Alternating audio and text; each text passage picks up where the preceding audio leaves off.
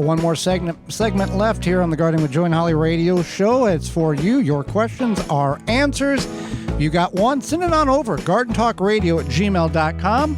Or you can give us a call toll-free coast to coast at 1-800-927-SHOW, 1-800-927-7469. That is the Proclamation Hotline, brought to you by Proclamation Goods. Proclamation Goods creates cookware for the eco-conscious home chef. Their pans are non-toxic, have a lifetime warranty, and are made in Wisconsin. Their award-winning stainless steel Proclamation Duo cookware set is a 12-inch skillet and a stock pot that doubles as a wok. Best of all, the skillet and stock pot hinge together to form a Dutch oven. It's 2 pans with a versatility of 10, empowering you to cook more with less. If you care about your health and strive for a more sustainable lifestyle, then Proclamation Goods is for you.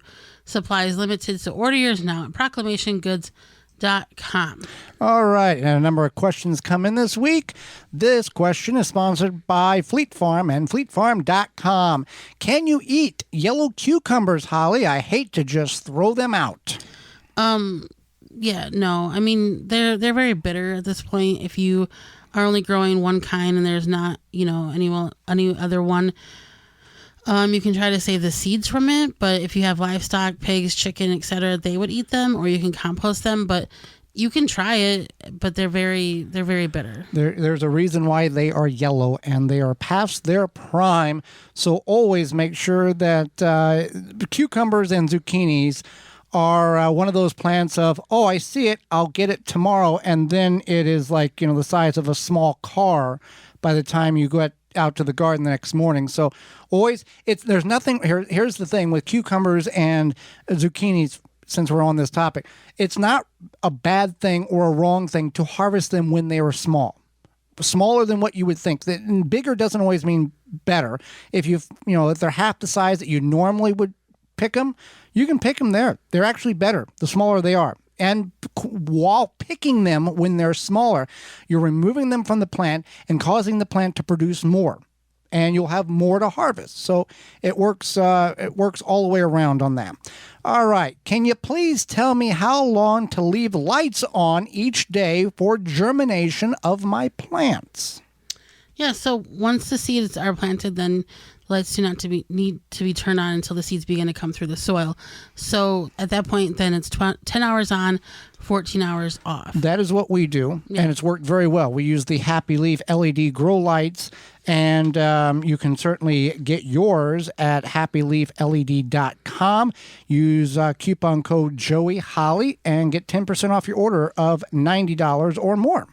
All right, so our next question is more of a comment, I guess. This broadcast is nothing but ads. Yuck. Well, we're going to give a little behind the scenes here of those of you who diligently listen to the program. The ads are what pay for us to be on the air on your favorite radio station and radio stations across the country. We are on 18 of them this year and hope to expand that number in 2023. Compared to other Garden Talk radio shows, our program has a fraction of the advertising time that some do. There are some Garden Talk radio shows, and I will not name them. I have listened to them, and they are hard to listen to. Out of a 60-minute program, you are very, very lucky if you get 32 to 34 minutes of actual garden content on that program between traffic reports and sports and bottom of the hour news and what's coming up after the show and all this other stuff. We work very hard to only have about 12 to 14 minutes of actual advertising time in the hour, which is unheard of in a Garden Talk radio program of any magnitude in 2022 or 2023. So we work very hard. We've got great sponsors that believe in what we do and pay the advertising cost in order for us to be on the air. So we don't have to have 30 minutes of advertising or other fill-in-the-blank stuff in order to make the show possible. So if you don't like the ads, download the podcast and skip them. So I'm just... Yes, go ahead. I mean, do people like this like right into their local news station? Like, there's too many ads on my news. favorite NBC show on I don't even in streaming there's ads. Yeah, so. there's always a few bumps in the road here. Yeah. All right. I like your 60-second garden tip on your website, the WisconsinVegetableGardener.com, about putting pine cones around the base of my container to keep animals, mainly cats, from turning it into a litter box. My question is, I'm in Phoenix, Arizona. How do I clean the pine cones so they won't contaminate my soil with diseases or bugs before placing them around my plants?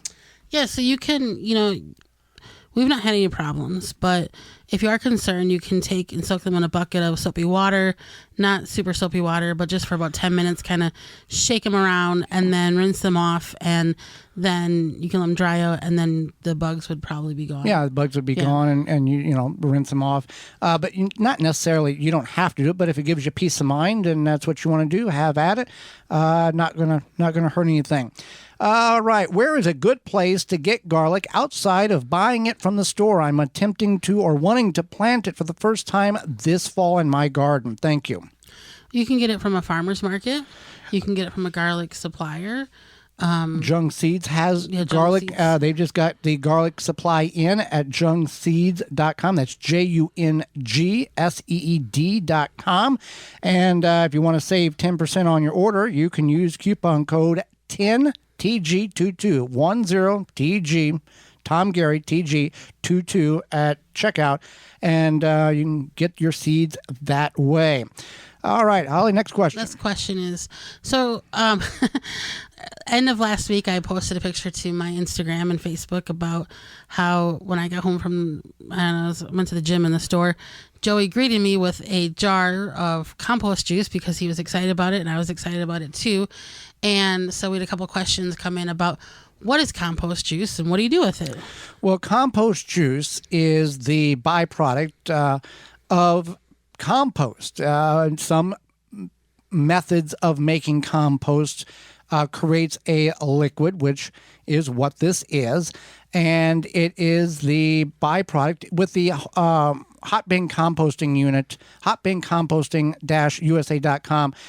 We have it on our porch, and there is in the manufacturing makeup of the device, it will allow the liquid to go to the bottom, and then you can drain it out as a nutrient feed for your plant. You just get it in a mason jar or a cup or a bowl or whatever, and you water it, you can dilute it, you can pour it right over the plants. I've been taking it to the front yard and putting it around the tomato plants, and it's just a free fertilizer is what it is, and to me, it doesn't smell. Now, it's not something you should drink or anything like that, but it is compost tea, essentially, is what that is. And the hot bin composting allows that. If you are making compost in a traditional ground method, like on the ground, you're not going to see this. It's going to penetrate into the soil underneath that pile, and you're never going to be able to capture any of this. Just so you know, at hotbincomposting-usa.com, you can get $25 off your favorite unit, either the mini 26-gallon or the hot bin 52-gallon, by using coupon code Joey, JOEY22. That expires the 15th of August, so you can still purchase and get a little bit knocked off. And it's a very compact unit. We talked about this a little heavy last week in segment 1, and it works really well, very compact. It makes compost. The primary focus of the unit is it makes compost in 30 to 90 days, and it does do that. And you get the bonus of the compost tea or the compost juice, whatever you want to call that. So that's something, it's very unique and it works very well. But there's a number of things in which you can do with it. Now, I wouldn't take the compost juice or the compost tea. I would not necessarily do it 100% if you're going to feed your houseplants.